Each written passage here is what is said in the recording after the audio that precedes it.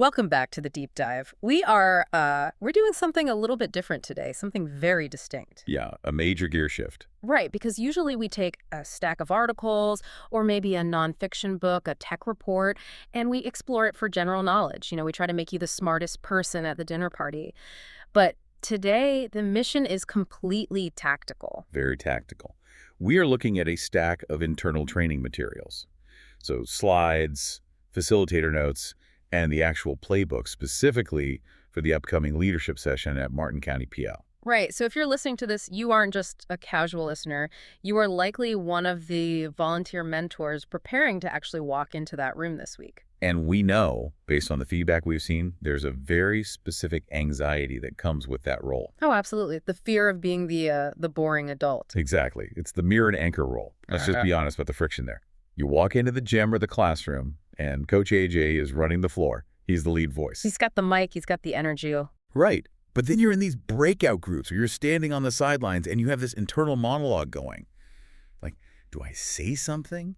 Is it my place? Am I going to sound like a nagging parent? Am I overstepping? Yeah. You want to connect, but you also have a lesson to land. So what we've done is we have distilled this week's lesson plan down into a field guide. We are definitely not going to just read you the slides. You can read slides on your own time. Right. We're going to talk about the actual psychological shift you are trying to engineer in that room. And the topic this week is Lesson 4, which is Commitment. commitment, which is, honestly, it's a heavy word. It's a loaded word for a teenager. It really is. To a teenager, commitment usually just sounds like obligation. It sounds like chores, homework, doing things you hate because some adult told you to. Which is why the source material here is so fascinating to me, because it frames commitment not as compliance. It's not about just following the rules. It frames it as a fundamental shift in identity. Yeah, the goal isn't discipline, it's growth. So let's start with what we're calling the session North Star. When you, the mentor, walk out of the building this week, what is the one binary win you need to have secured? The win is moving the youth from an identity of a starter to an identity of a finisher. Okay, starters versus finishers. Which sounds simple. It sounds almost like a sports cliche at first glance. It does, but the source material makes a distinction here that I think is actually quite profound. Even for those of us who are, paying mortgages and raising kids, it talks about the concept of the feeler. The feeler? Yes, this is the part that really grabbed me. This is the core mechanic. Honestly, if you get nothing else from this entire brief, you have to understand this dynamic because it explains probably 90% of the behavior you're going to see in that room. So break down the feeler for us. The material identifies a personality type called the feeler, which is someone who relies entirely on their emotions to generate action. They want to feel good in order to finish. So the logic flow for them is, I need to feel motivated or excited or inspired first, and then I will do the hard work. Precisely. I don't feel like going to the gym, so I won't. I don't feel like doing the math homework, so I'll just stop. Because the feeling isn't there to carry them. Right. And the problem, of course, is that feelings are incredibly volatile. As soon as the feeling drops, which it always does when the work actually gets hard, the action stops. And that is the classic starter mindset. And so the finisher basically flips that operating system completely. Completely.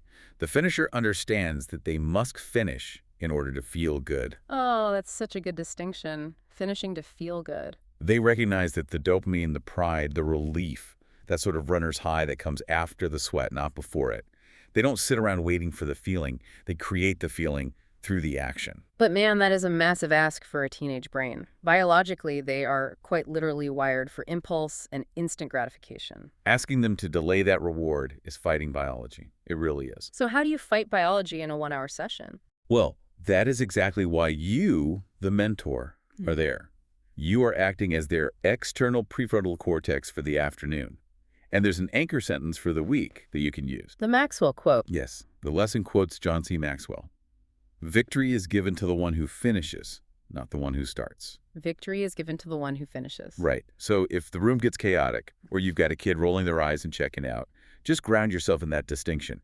You aren't there to make them behave. You are there to help them bridge the gap between, I don't feel like it, and I actually did it. Okay, so that's the internal shift we're aiming for. But you can't just look at a kid and read their mind to see if they've made the shift. We need to be detectives in the room. We do. And the source material is great here because it outlines specific signals, things that kids will actually say or do that indicate they are stuck in that starter or feeler mode. Right. So let's get into the signals. We have three main ones to listen for. What's the first one? The first one is what I call the downhill assumption. The downhill assumption. This is the complaining, right? Oh yeah, this is too hard, this isn't fun anymore. Why do we even have to do this? And as an adult, your immediate instinct is to treat that as disrespect or whining. Exactly, you want to shut it down. Yeah. But you need to listen deeper. The source says, starters think life is downhill. Finishers know life is uphill. Wow. So when a youth complains that it's hard, they are revealing a fundamental flaw in their expectations. They think success should be like a slide. You just sit down and gravity does all the work. They think if it's meant to be, it should just be easy. Or as the text puts it, and I love this phrase, they think success should be sexy. Precisely. And the source counters that with a great line. Success is not sexy, it's sweaty. Success is sweaty. So when you hear that signal when a kid says, man, this is exhausting, what's the play? You don't just tell them to suck it up. No, because that just shuts down the communication completely. A finisher response, a mentor response, starts with validation. Validation with a reframe. Yes, you say, you know what? You're right, it is hard. That means we're going uphill right now. I love that. You treat the difficulty as evidence that they're doing it right, not that something is broken. Exactly. If you aren't sweating, you aren't climbing. Yeah. You normalize the friction for them. That completely changes the energy. Okay, so that's signal one. Let's look at signal number two, which is the failure wall. And I feel like I see this one all the time, even with adults. Oh, constantly. A kid tries something in a group activity, maybe they get it wrong, they look a little foolish in front of their peers, and they immediately shut down. The arms get crossed, the hoodie goes up, total silence. Yep, the defense mechanisms lock into place. This connects directly to a visual model in the lesson called the cycle of commitment. Walk us through that cycle. The lesson visualizes this continuous loop. It goes test, fail, learn, improve, re-enter, and then back around. Test, fail, learn, improve, re-enter. But the starter doesn't see a loop. The starter thinks the line is totally straight. Test leads directly to success. So when they hit the fail step, they think they've driven their car off a cliff. Right. They view failure as a final destination. They hit it and go, well, I failed. I guess I'm just not a math person. I guess I'm not meant to be a leader. They don't see learn as the very next step. They just see fail as the end of the road. So the signal here is that sudden defensiveness or withdrawal. Yes. And the mentor's job in that moment isn't to swoop in and fix the mistake for them. It's to point to the map. You say, hey, you didn't crash the car. You're just on step 2. The arrow is pointing to step 3. It takes the sting out of it. It depersonalizes the failure, so it's just part of the mechanics of getting better. Exactly. Now, signal number 3 is an interesting one because it actually sounds like a positive thing at first glance. This is the motion versus action confusion. Right. This is tricky because it heavily masquerades as productivity. This is when you hear kids talking a really big game. Oh, like, I'm going to be in the NFL. I'm going to start this massive clothing brand. I'm going to run this drill perfectly. Lots of talking. But the source material warns us, motion causes friction. And it notes that words are very easy at the starting line. We need to break down motion versus action because people mix these up constantly. So what's the difference in this context? Motion is planning. It's strategizing. It's talking about the workout you're going to do. It feels like you're doing something, but you aren't actually producing a result. Action is doing the workout. Okay, so motion is researching and buying the perfect pair of running shoes. Action is actually going for a run. Exactly. And starters love motion because it feels like forward progress without any of the risk of failure. Because you can't fail at talking about being a pro athlete. Right. You can only fail when you actually step onto the field and try to catch the ball. So the signal here is all dream, no sweat. All dream, no sweat. If they're talking constantly about the finish line celebration, but they have zero interest in showing up for training camp, that is a massive red flag. They are confusing the excitement of the starting line with the actual race. That actually leads us perfectly into the metaphors the source provides. These lessons are heavy on imagery, which is fantastic because abstract concepts like commitment tend to just go in one ear and out the other for most people, especially teens. But metaphors stick. They really do. So let's talk about the race metaphor. How do we actually use this in a conversation in the room? The source uses the runner image specifically to handle the timeline of the session. At the start line, it's crowded. Everyone looks like an athlete. Everyone is fresh. But the text says the longer the race, the more commitment is required. It's the difference between a 100-meter dash and a marathon. Right. So picture this scenario. You're in a breakout group. The kids are getting bored. They've been at this for 45 minutes. Yeah. The energy in the room is really dipping. People are looking at the clock. Exactly. Yeah. You can use this metaphor to give them a narrative for their boredom. You say, look, at the start line, everyone was excited, but we were in the middle miles right now. The middle mile. The middle miles are lonely. They aren't fun, but this is exactly where the starters drop out and the finishers are made. That's incredibly useful because it frames their boredom not as, oh, this class sucks and I want to leave. It frames it as, oh, this is the test. It shifts the blame from the external environment to their internal character. It asks the question, can I hack the middle miles? And then we have that cycle of commitment metaphor we touched on earlier. The test, fail, learn, improve, re-enter loop. Why is it so crucial to visualize this as a continuous loop? Because of one very specific phrase in the source material. It says, commitment is a result of always trying and often failing. Often failing. Man, that's a relief even for me to hear. Because we usually think commitment means total perfection. We do. We think, I am committed to my diet, which means I will never eat a cookie again. Right. But this model says, no, commitment means you eat the cookie, you acknowledge the failure, you learn why you did it, and then you re-enter the diet. The re-enter step is the actual commitment, not the perfection. That is a huge distinction.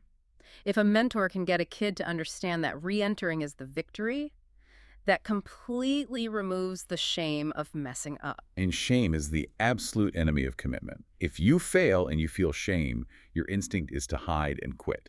If you fail and you just see it as step 2 of a 5-step process, you keep going. Okay, let's get tactical now. We've covered the philosophy, the signals, the metaphors. Now let's talk about the mentor moves. The high leverage interventions. Exactly. If you are stuck in a conversation with a youth, you can reach into your pocket and pull one of these out. Move number 1 is the feeler check. You use this one when a kid wants to quit, when they're clearly checking out or just refusing to participate. You ask them a very direct question derived straight from the source. And what's the question? You ask, are you waiting to feel good to finish? Or are you going to finish so you can feel good? Wow, that's aggressive. It puts the ball right back in their court. It is a challenge. Yeah. But it's a fair challenge. Yeah. It forces them to look at their own operating system in real time. It points out that they are letting their temporary, fleeting feelings hold the steering wheel of their life. Move number 2 is what the source calls the advance attraction alignment. Now, I looked at the material for this, and honestly, advance attraction sounds a bit like corporate jargon, or maybe something from a weekend self-help seminar. It does sound a bit formal. Can you break this down for us? What does advance attraction actually mean for a volunteer mentor standing in a gym with teenagers? It's just a fancy term for a very simple concept, which is alignment. The source breaks a person down into 5 parts: eyes, mind, heart, mouth, and body. Okay. And the theory here is that true commitment only happens when all 5 of those parts are pointing in the exact same direction. So how do I use that with a teenager without sounding like I'm teaching an anatomy class? You look for the disconnect. We have all seen the kid who says, yeah, I want to win this game, or yeah, I want to pass this class, but they are slumped over in their chair, or they're staring at their phone, or they're literally watching the door. So their mouth is saying, yes, I'm in, but their body and their eyes are saying, no, I'm out. Exactly. So the intervention here is a gentle, neutral observation of that physical disconnect. You don't call them a liar. You say, hey, I noticed something. Your mouth is telling me you're committed to this goal, but your body is saying you're tired, and your eyes are looking for the exit. How do we get your body to agree with your mouth? That's powerful because it's completely objective. You aren't judging their character. You're just pointing out a misalignment in their physics. And it teaches them that commitment is a physical act. You can't be committed just in your mind while your body is checked out. Advance attraction means your body is drawn toward the goal just as much as your mind is. All right, move number 3, the Edison push. This is based on the Thomas Edison story that's in the slides. Yes, and this is one of my favorites because it is honestly terrifying. The text mentions that when Edison had an idea for an invention, he would call a press conference before he had actually invented the thing. Which is absolute insanity. It's high-stakes poker, but it's a psychological tool called public commitment. He forced accountability on himself. He couldn't back out when the work got hard because the whole world was watching him. So how does a mentor apply the press conference method to a kid who just wants to Say, pass algebra. You use this when a youth is being secretive or vague about their goals. They say things like, I'm going to get my grades up, or I'm going to stop getting in trouble. Vague Right. promises. And if they keep it a secret, it's not a commitment. It's just a wish. So the move is to ask them directly, who else knows you're trying to do this? And if they say, well, no one. Then you challenge them. You say, well, Thomas Edison called a press conference. If you want to be a real finisher, you need to tell someone who will actually hold you to it. Are you going to tell your mom, your coach, or are you going to tell me? You force them to open up that circle of accountability. I really like that. Okay, finally, move number 4, the today focus. This is for the kid who is overwhelmed. The goal just seems way too big and too far away.